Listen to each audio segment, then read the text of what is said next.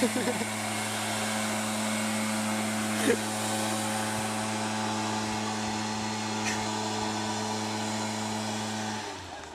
thesis is, in the play, Prospero decides that it's better to forgive his enemies for their sins rather than get his revenge on them.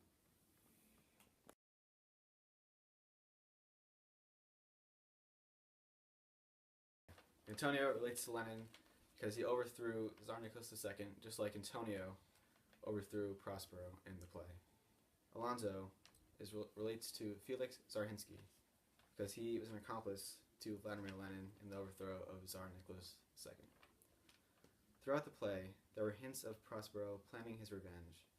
Prospero started the tempest to get everyone who betrayed into the same place.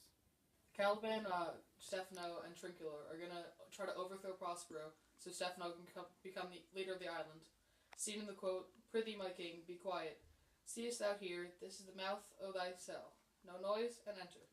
Do that good mischief which make this island thine own forever, and I, thy Caliban, for I, thy footlooker." It is also true that Caliban is guilty of planning the murder of Prospero. After he finds a new master, Stefano, whom he believes will treat him better than Prospero, but again Caliban in his primitive and drunken state cannot be held accountable. Even though Prospero understands that Caliban's bad behavior is like that of a child, he does not offer mercy and forgiveness as freely and earnestly as one should. The best Prospero can do is to couch a rather lackluster pardon. This quote relates to the Russian Revolution and how the people thought they would be treated better after overthrowing the Tsar, when in reality, when Stalin took over, he treated everybody worse and killed millions of people. Tempest. Prospero employs spirits to confuse and torment his former betrayers, and as his supernatural servant, Ariel, remind them of his past transgressions until Alonzo laments that the thunder proclaims his transgressions against Prospero, transgressions for which he believes he has been punished by his son's death. Antonio's unrepentant nature, Prospero eventually forgives his brother, although he does it from a position of absolute power.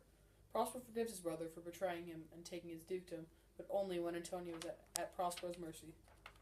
He also tells his brother, "I do forgive thy rankest fault," although he forgives only on the condition that he be restored to his former and rightful position as Duke of Milan. Prospero forgives Antonio, but only does so to get his dukedom back. Sir, I invite your highness and your train to my poor cell, where you shall take your rest for this one night, which part of it I'll waste with such discourse as I, not doubt, shall make it go quick way, the story of my life, and the particular accidents gone by since I came to this isle, and in the morn I'll bring you to your ship, and so to Naples, where I have hoped to see the nuptial of these our dear beloved solemnized, and thence retire me to my Milan, where every third thought shall be my grave.